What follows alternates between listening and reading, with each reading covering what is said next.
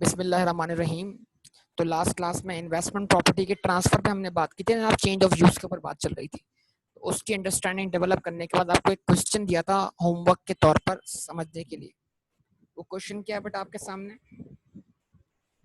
Fantastic limited had its head office located in डीरस, South Africa. Fantastic limited का head office कहाँ पर है? साउथ अफ्रीका में है।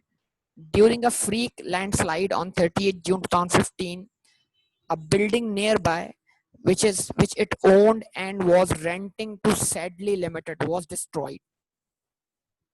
एक बिल्डिंग थी जो वो ओन करते थे और जो उन्होंने रेंट पे दी हुई थी किसको? सैडली लिमिटेड को। वो क्या हो गई? डिस्ट्रॉय हो गई। ओके जनाब, तो ये एक अलग कहानी सुना रहा है, मतलब दो बिल्डिंग्स की बातें कर रहा है बेटा इस वक्त। एक बिल्डिंग वो है जिस पर आप मौजूद हैं और एक बिल्डिंग वो है जो आपने रेंट पे दी हुई है। तो जो रेंट पे दी हुई है तो ऑलरेडी इन्वेस्टमेंट प्रॉपर्टी है, यस और नो?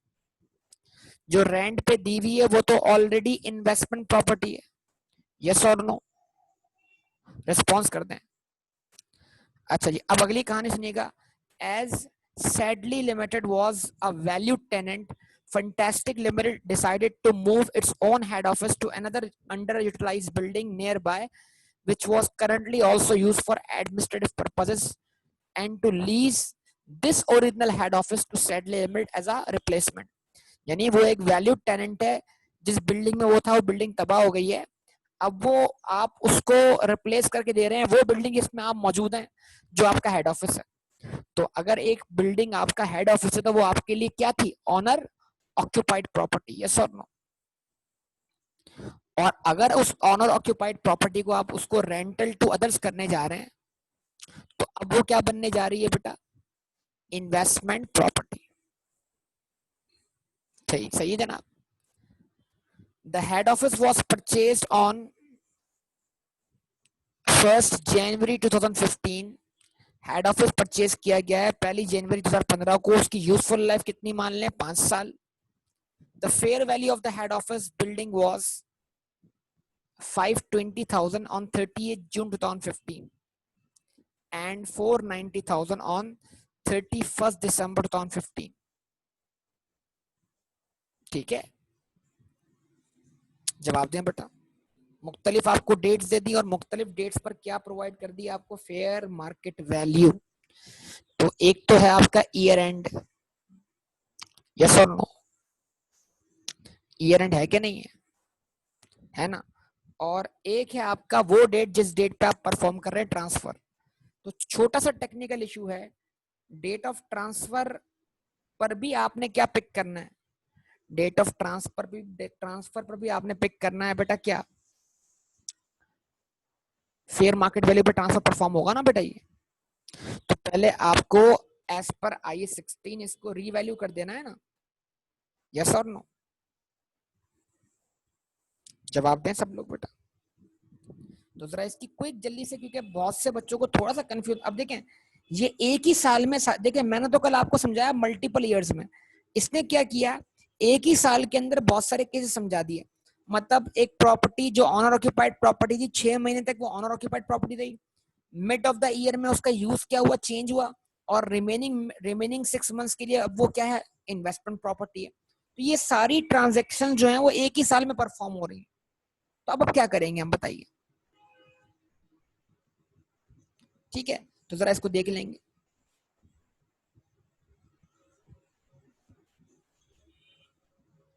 1 जनवरी 2015 को हमने इसको परचेज किया, हमने एंट्री पास की बिल्डिंग डेबिट,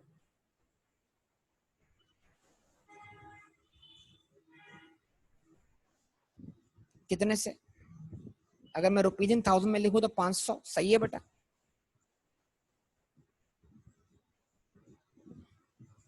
500। अब हम जहां पर चेंज ऑफ यूज करने जा रहे हैं ना बेटा, वहां तक की हमने चार्ज करनी है डेप्रिसिएशन, क्योंकि वहां तक हमने इसको यूटिलाइज किया बतौर प्रॉपर्टी प्लांट इक्विपमेंट।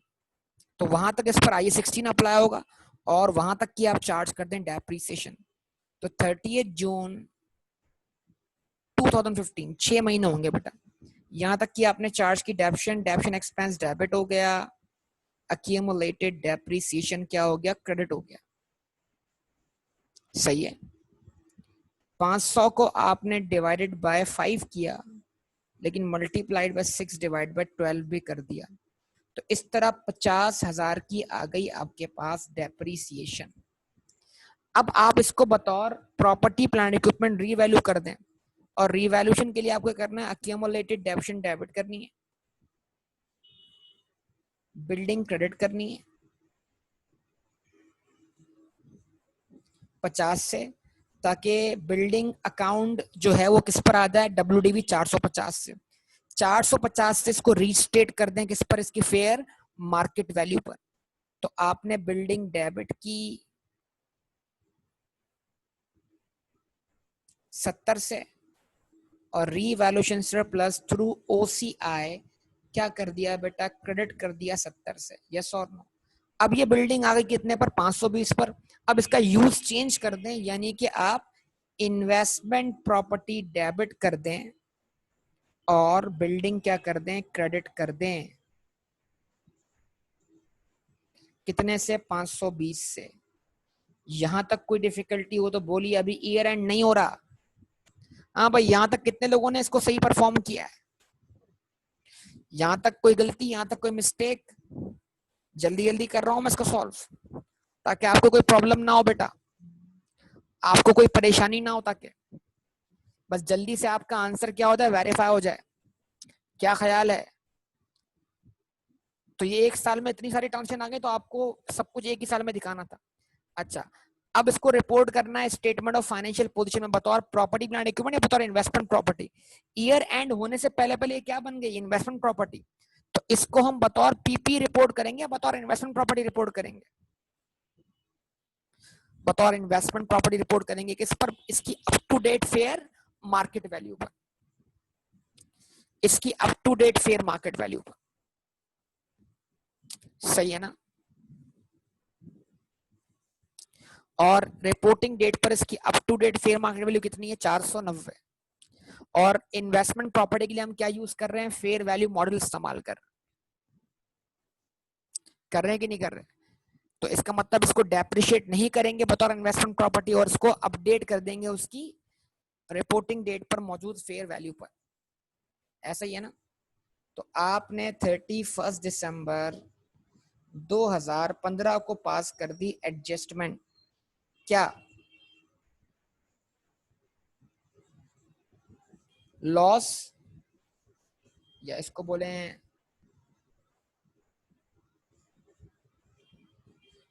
इसको आप बोले फेयर वैल्यू लॉस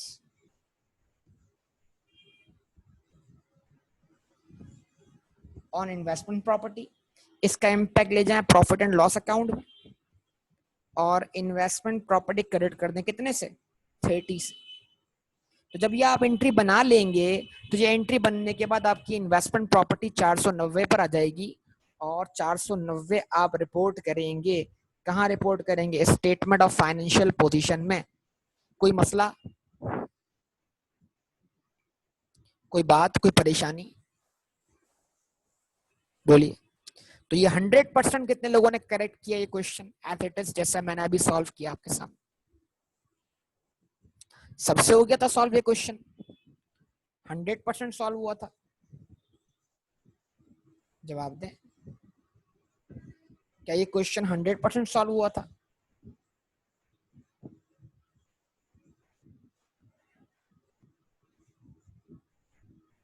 क्या कहते हैं आप लोग? चले माशाल्लाह, मतलब इसका मतलब क्या है, कल का कॉन्सेप्ट आपको अच्छी तरह समझ में आ गया। अच्छा, एंट्रीज अगर कॉपी करनी है तो कर ले, मैं फिर इसको रिमूव कर दूंगा, क्योंकि मैं बोर्ड इस्तेमाल नहीं करना, ये अलग से मैं डायरेक्ट डॉक्यूमेंट पे लिख रहा हूँ। तो अगर स्क्रीनशॉट है तो जल्दी से ले लें, ताकि मैं आगे मूव करूँ क्विक जल्दी से, ताकि हम अपना अगला हिस्सा कवर करें ना इसका।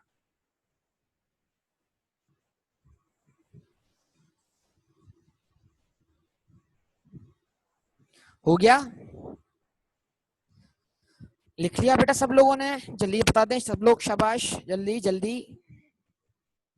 कोई रहता तो नहीं है बेटा स्क्रीनशॉट वाला? मैं इसको रिमूव करने जा रहा हूँ यहाँ से सॉल्यूशन को।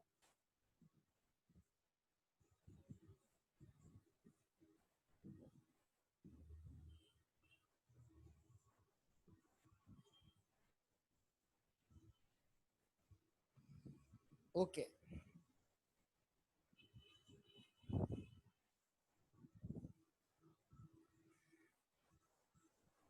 अच्छा जी, अब ये आपके सामने एक सवाल था,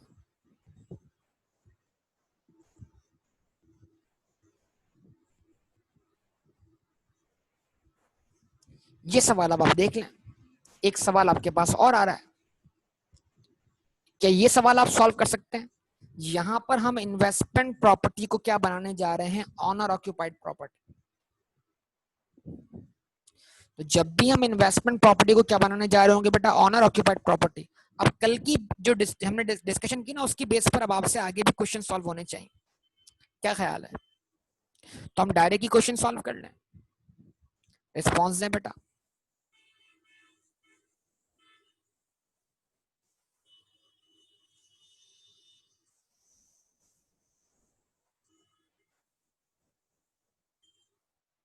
इस क्वेश्चन को आप लोग जरा रीड करें।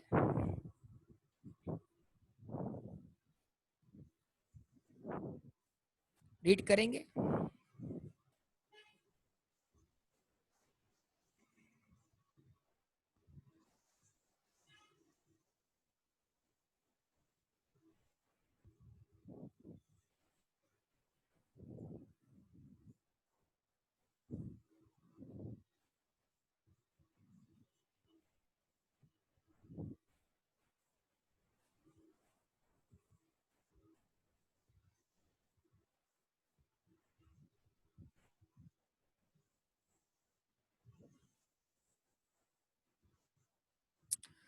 अच्छा, क्या लिखा हुआ है? सुपर, मैं रीड कर लेता हूँ। Super limited owned and leased out a building in Pretoria, South Africa, which was correctly classified as an investment property.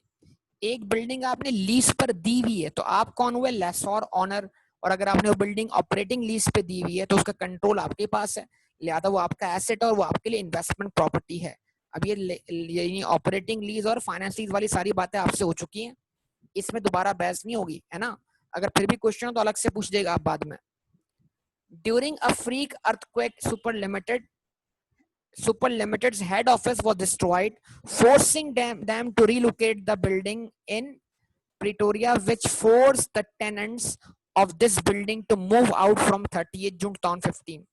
यानी आपका हेड ऑफिस तबाह हो गया है, तो अब अपना हेड ऑफिस आप उस बिल्डिंग में शिफ्ट करने जा रहे हैं जो आपने पहले रेंट पे दी हुई थी। तो इसका मतलब क्या हुआ? पहले वो बिल्डिंग रेंटल टू अदर्स थी, पहले वो बिल्डिंग रेंटल टू अदर थी, क्या ख्याल है? तो जब वो बिल्डिंग रेंटल टू अदर थी, तो क्या हुआ? वो इन्वेस्टमेंट प्रॉपर्टी थी। लेकिन जैसे अब आप उस पर अपना हेड ऑफिस बना लेंगे, तो उसका यूज क्या हो गया? चेंज हो गया। अब वो क्या बन रही है? इन्वेस्टमेंट प्रॉपर्टी से owner occupied property. Use, change of use है, from investment property to owner occupied property. Yes और नो? चले, अच्छा जी, उसके बाद क्या लिखा हुआ है? Super limited head office moved to into these premises on 1 July. वही साल के बीच में, ऐसे ही साल के बीच में, या जो भी इसका टाइम पीरियड हो,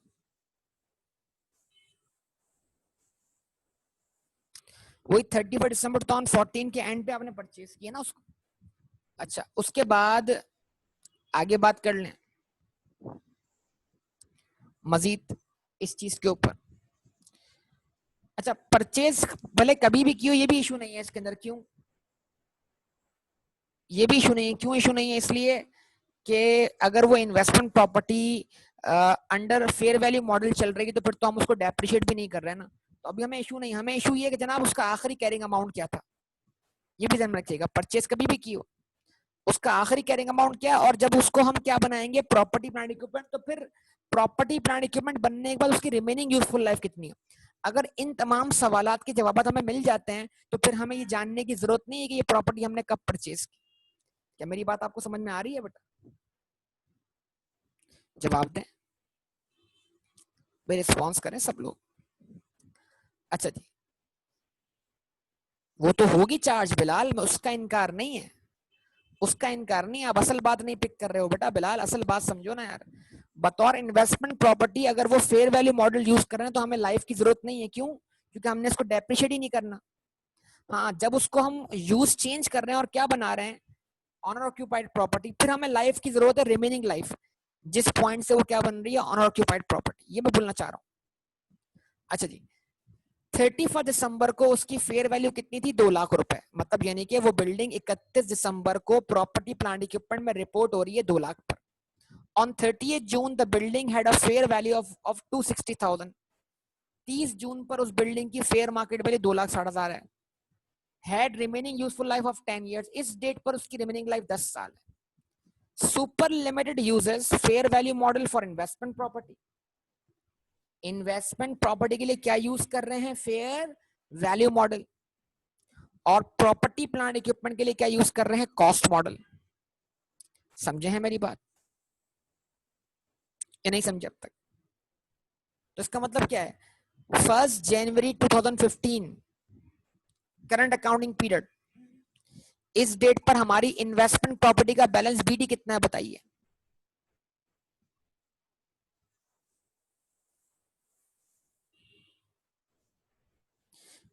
इस डेट पर हमारी इन्वेस्टमेंट प्रॉपर्टी का बैलेंस बीडी कितना है, 200,000। 30 जून पर हमारी इन्वेस्टमेंट प्रॉपर्टी की मार्केट वैल्यू कितनी है,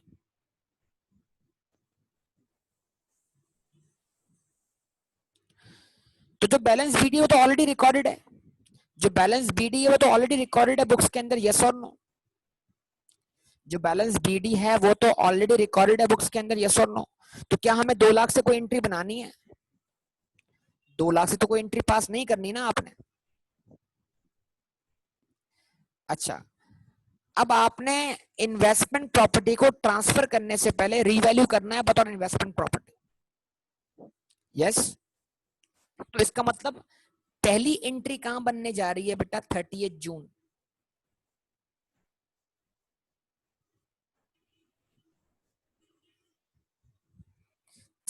जून 2015 आपने एंट्री पास की, इन्वेस्टमेंट प्रॉपर्टी डेबिट 60,000 से रुपीज इन 1000 में,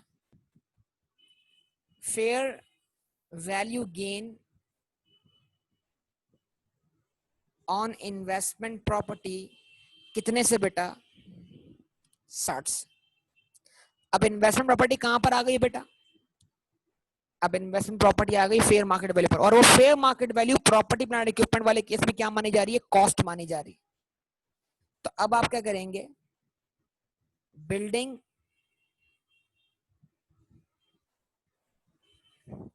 बतौर पीपीई डेबिट कर देंगे 260 से, और इन्वेस्टमेंट प्रॉपर्टी आप क्रेडिट कर देंगे 260 से, ठीक है।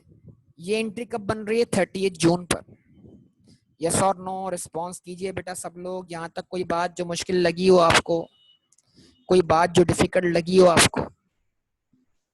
अब चूंकि ये बन गई है प्रॉपर्टी प्लांट इक्विपमेंट और इसके लिए हम फॉलो कर रहे हैं कॉस्ट मॉडल, तो इस 260 को हम कॉस्ट मान लेंगे, यानी जो up to date fair market value है उसको हमने प्रॉपर्टी प्लांट इक्विपमेंट की कॉस्ट मान लिया, मतलब हमने पीपी को एक्वायर किया उसकी फेयर मार्केट वैल्यू पर। क्योंकि यहां पर हमारी जेब से कोई कैश आउटफ्लो तो नहीं हो रहा, तो ये ट्रांसफर परफॉर्म हुआ किस पर, फेयर मार्केट वैल्यू पर। अब ये कॉस्ट मानी जाएगी। इसके बाद ये प्रॉपर्टी मजीद रीवैल्यू नहीं होगी क्यों, क्योंकि आप आई16 के तहत जो है वो कॉस्ट मॉडल फॉलो कर रहे हैं, अब कोई फर्दर रीवैल्यूएशन नहीं है। हाँ, अगर आप आई16 के तहत क्या क्या फॉलो करते, रीवैल्यूएशन मॉडल, तो फिर आप उसको फर्दर रीवैल्यू करते उस डेट पर जिस डेट पर इसका कैरिंग अमाउंट इसकी फेयर मार्केट वैल्यू से क्या होता, मटीरियली डिफरेंट होता। ये सारी बातें अब आई16 जिसका पढ़ा हुआ होगा वो मेरी बात अच्छी तरह समझ रहा होगा। जवाब दे बेटा, जवाब दें, ऐसा ही है ना। तो इसका मतलब ये हुआ कि 31 दिसंबर 2015 को आप इसको डेप्रिशिएट कर दें। एंट्री क्या बनी, depreciation expense debit accumulated depreciation credit 260, और रिमेनिंग लाइफ कितनी है, 10 इयर्स। लेकिन क्योंकि पीपी बनने के बाद इस अकाउंटिंग पीरियड में उसने कितना वक्त गुजारा है, 6 महीने, तो डेप्रिसिएशन चार्ज होगी बेटा 6 मंथ्स की। तो 260 डिवाइड बाय 10 आंसर 26 बन गया, मल्टीप्लाई बाय 6 डिवाइड बाय 12 कर दिया, आंसर 13 बन गया, 13,000।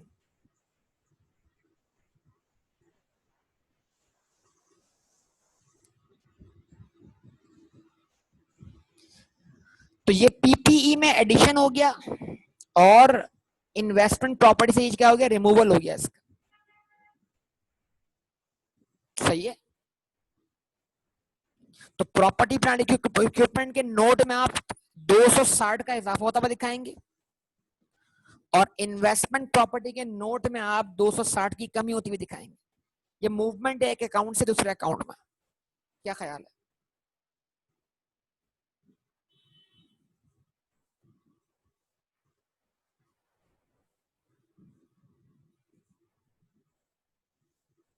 रिस्पॉन्स करें बेटा, यहां तक कोई मसला?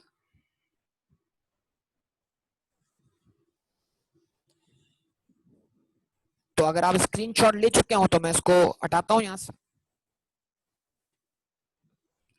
अगर इसका हम एसओसी एक्सट्रैक्ट बना लें और एसओएफटी एक्सट्रैक्ट बना लें तो रिजल्ट क्या बनेगा? क्या हम इसका एसओसी और एसओएफटी एक्सट्रैक्ट बना सकते हैं? समझने के लिए, क्या हम इसका एसओसीआई और एसओएफटी एक्सट्रैक्ट बना सकते हैं समझने के लिए?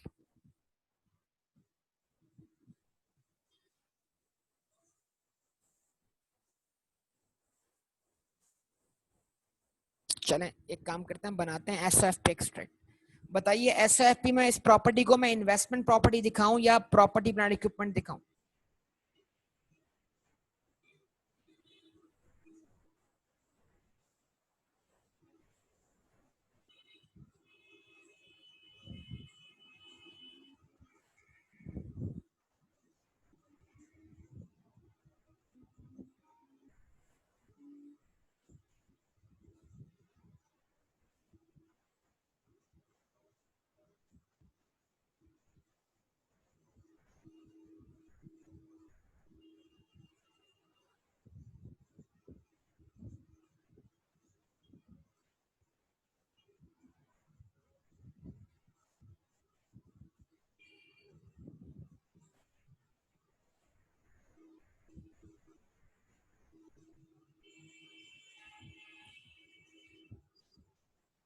Property plant equipment cost 260, accumulation 13, तो 260 में 13 का कितना आंसर आया? 247,000।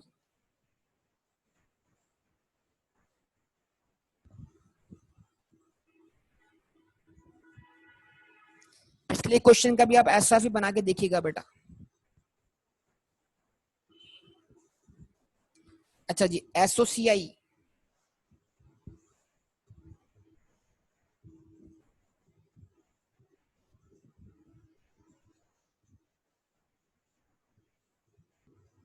एक्सट्रैक्ट्स, वो डेट वगैरह आप डाल दीजिएगा।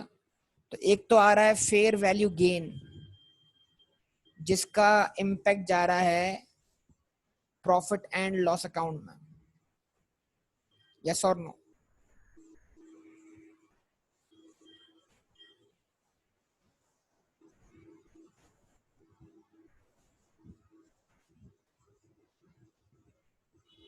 साठ से।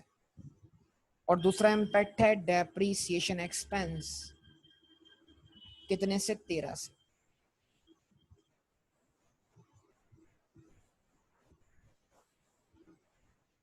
$47। ठीक है जी, तो ये आपके सामने है, मैंने एक्सट्रैक्ट बना दिया। कुछ कॉपी करना हो तो कॉपी कर लें जल्दी से इस चीज को।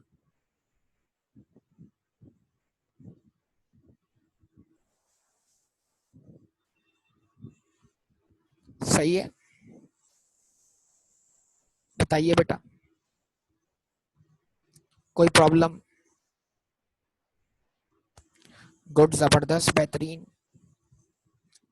रिमूव कर दूं इसको बेटा? इसको भी रिमूव कर दूं?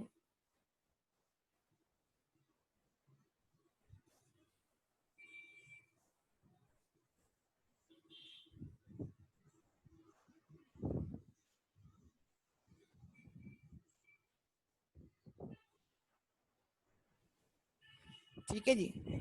अच्छा, अब ये बात भी हमारी हो गई। अब ये तीसरा सवाल हमारे सामने है।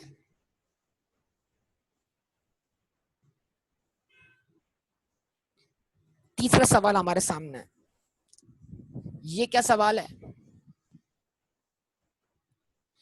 ये ट्रांसफर है इन्वेंट्री टू इन्वेस्टमेंट प्रॉपर्टी। ये ट्रांसफर है इन्वेंट्री टू इन्वेस्टमेंट प्रॉपर्टी। ठीक है बेटा, ये ट्रांसफर है इन्वेंट्री टू इन्वेस्टमेंट प्रॉपर्टी। सुन रहे हैं आप सब लोग बेटा मेरी बात को या नहीं सुन रहे? बताइए, रीड करें इस क्वेश्चन को बेटा, जवाब दीजिए आप सब लोग। अच्छा, इन्वेंट्री हमेशा किस पे रिकॉर्ड होती है? IS2 के हिसाब से कॉस्ट पर, या अगर उसकी एनआरवी लोअर हो तो लोअर पे आएगी, अदरवाइज कभी भी इन्वेंट्री, अगर एनआरवी हाई हो तो कभी भी इन्वेंट्री जो है वो हाई वैल्यू पे नहीं आती ना। एक ही सूरत में इन्वेंट्री एनआरवी पे आ सकती है, वो शर्त क्या है कि उसकी एनआरवी लोअर हो। लोअर हो किससे? कॉस्ट से। अगर एनआरवी हायर हायर है कॉस्ट से, फिर तो हम इन्वेंट्री को हमेशा किस पे रखते हैं? कॉस्ट पे रखते हैं ना। तो पहले तो हमें IS2 भी आना चाहिए, inventory is recorded at lower of cost and NRV. Yes और नो? ये प्रिंसिपल याद है सबको? ओके। अब लिखा हुआ क्या है? Chase Limited purchase a building on 1 January 2015। Cost कितनी है? 2,50,000 रुपए। चेस लिमिटेड ने एक बिल्डिंग परचेज की है 2,50,000 रुपए की, that it intended to sell in the ordinary course of business. हाँ भाई, क्या कहते हो? जो चीज हम खरीदते हैं ऑर्डिनरी कोर्स ऑफ बिजनेस में बेचने की नीयत के साथ, उस चीज को हम क्या माने अपने लिए? अगर आपका बिजनेस बिल्डिंग खरीदना ही और बेचना ही है, तो फिर वो बिल्डिंग आपके लिए क्या हुई? इन्वेंट्री हुई ना। और वो कहां फॉल कर गई? IS2 में। इसका मतलब 2,50,000 उस बिल्डिंग की क्या है? कॉस्ट है। अब ये बिल्डिंग बतौर inventory statement of financial position में 250 से नीचे तो रिपोर्ट हो सकती है, ऊपर रिपोर्ट नहीं हो सकती। यस और नो? ये बिल्डिंग बतौर inventory statement of financial position में 250 कॉस्ट से नीचे तो रिपोर्ट हो सकती है, कॉस्ट से ऊपर रिपोर्ट नहीं हो सकती। क्या ख्याल है? और कॉस्ट से नीचे कब रिपोर्ट होगी? जब इसकी एनआरवी क्या होगी? कॉस्ट से लोअर होगी, अदरवाइज कुछ करने की जरूरत ही नहीं है। अच्छा जी, player limited ask chase limited to lease the building to them for a period of time. Player limited ने ये बिल्डिंग जो कि उसने किस नीयत से खरीदी थी? बेचने की नीयत से, जो उसके जिसका ऑर्डिनरी कोर्स ऑफ बिजनेस है। प्लेयर लिमिटेड ने वो बिल्डिंग उससे लीज पे मांग ली, मतलब रेंट पे मांग ली। और वो रेंट कौन सा होना चाहिए? Operating lease. अगर अगर वो कॉन्ट्रैक्ट जो है वो फाइनेंस लीज है, तो फिर ये कंट्रोल चला जाएगा इसके पास से, फिर ये इन्वेस्टमेंट प्रॉपर्टी नहीं कहलाएगी। तो अगर उसने ऑपरेटिंग लीज पे दी है तो फिर investment property. An operating lease agreement was entered into and became effective from 1st March। और ये एग्रीमेंट 1 मार्च से क्या हो गया बेटा? इफेक्टिव हो गया। ठीक है, सही है। यानी कि 1 मार्च को इस बिल्डिंग का यूज क्या हो गया बेटा? चेंज हो गया। अब ये बिल्डिंग इन्वेंट्री से क्या बनने जा रही है? Investment property. कब? कब? 1 मार्च को।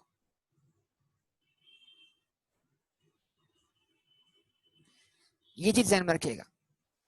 अब एक चीज दिमाग में बिठा लें, एक चीज दिमाग में बिठा लें, इन्वेंट्री से जो भी ट्रांसफर होगा, वो देखें, चाहे वो ट्रांसफर हो रहा हो प्रॉपर्टी प्लांट इक्विपमेंट में, चाहे वो ट्रांसफर हो रहा हो इन्वेस्टमेंट प्रॉपर्टी में। अगर कोई भी इन्वेंट्री पीपी बनने जा रही है, कोई भी इन्वेंट्री इन्वेस्टमेंट प्रॉपर्टी बनने जा रही है, वो ट्रांसफर रिकॉर्ड होगा इन्वेंट्री के कैरिंग अमाउंट पर।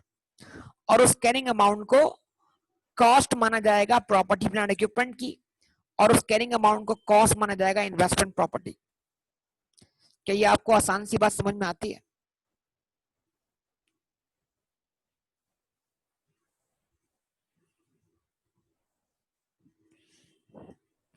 और हमने आईए के अंदर ऐसे ट्रांसफर परफॉर्म किए हैं कि हमने मशीन गोडाउन से विड्रॉ करके उसको पीपी बना लिया, हालांकि उसकी सेलिंग प्राइस भी दी हुई थी और उसकी कॉस्ट भी दी हुई थी, तो हमने ट्रांसफर किस पे किया था, कॉस्ट पर किया था। इन्वेंट्री टू पीपी, जो इन्वेंट्री की कॉस्ट थी उसको ही हमने पीपी की कॉस्ट माना था, यस और नो?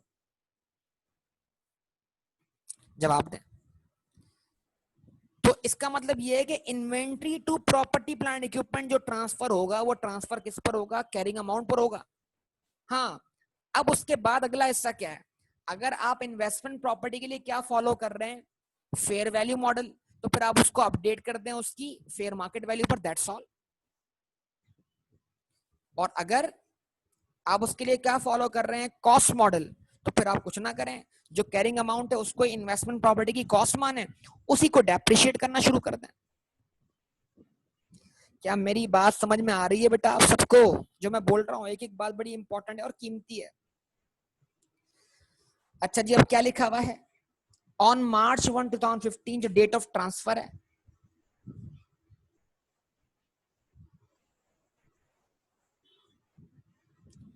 ऑन मार्च 1 2015 जो डेट ऑफ ट्रांसफर है, उस डेट पर इस इन्वेस्टमेंट प्रॉपर्टी को आप क्या करेंगे, ट्रांसफर करेंगे। उस डेट पर उसकी फेयर मार्केट वैल्यू कितनी है, 3 लाख रुपए, और नेट लाइजेबल वैल्यू कितनी है, 2,90,000 रुपए। तो एनआरवी वैसे भी कॉस्ट से हायर है, लेकिन अब सिंपल आप उसका ट्रांसफर करें 2.5 लाख पर, उसके बाद उसको आप क्या कर दें, 1 मार्च पे अपडेट कर दें उसकी फेयर मार्केट वैल्यू पर, ऐसा ही है 3 लाख पर, और उसके बाद ईयर एंड पर जो उसकी रिसेंट फेयर मार्केट वैल्यू है उस पर दोबारा अपडेट कर दे, ताकि आप उसको ले जा सकें स्टेटमेंट ऑफ फाइनेंशियल पोजीशन।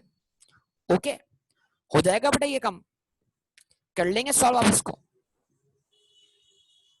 अच्छा, मुझे थोड़ा सा एक जरूरी काम आ गया, तो मैं इसको यहाँ पे स्टॉप करने जा रहा हूँ, ठीक है? तो मैं आज की क्लास यहीं तक स्टॉप कर दूंगा, आप इसे कंप्लीट कर लीजिएगा बेटा। ओके, अल्लाह हाफिज।